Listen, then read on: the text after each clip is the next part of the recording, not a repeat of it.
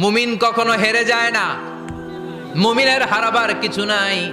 মুমিনের জীবনে যদি আনন্দ আসে, মুমিন শুকরিয়া করে, শুকরিয়া করলে সওয়াব আছে না নাই? আর মুমিনের জীবনে যদি দুঃখ আসে, মুমিন সবর করে, ধৈর্য ধরে, ধৈর্যেও সওয়াব আছে না নাই? তাহলে আমাদের সব দিক দিয়েই তো লাভ। আনন্দের দিনগুলাতে শুকরিয়া করব, আর দুঃখের দিনগুলাতে ধৈর্য ধরবো, দুইটার মধ্যে সওয়াব আছে না নাই? এজন্য বিশ্বনবী বললেন, আজাবান লি আমরিল মুমিন, মুমিনের বিষয়টা খুবই আশ্চর্যের। ফাইন আসাবাতহু সাররাউন শাকারা, মুমিন যদি আনন্দে থাকে সে শুকরিয়া করে, শুকরিয়া করলে লাভ আছে না নাই? ওয়াইন আসাবাতহু দাররাউন সাবারা, আর দুঃখে পড়লে সে সবর করে, ধৈর্য ধরে, ধৈর্য ধরলে সওয়াব আছে না নাই? তার মানে আমাদের হারাবার কিছু আছে। মাঝে মাঝে আল্লাহ আমাদেরকে দুঃখ কষ্ট দিয়ে পরীক্ষা করতে চান, এগুলো আমাদের জন্য খারাপ নয়।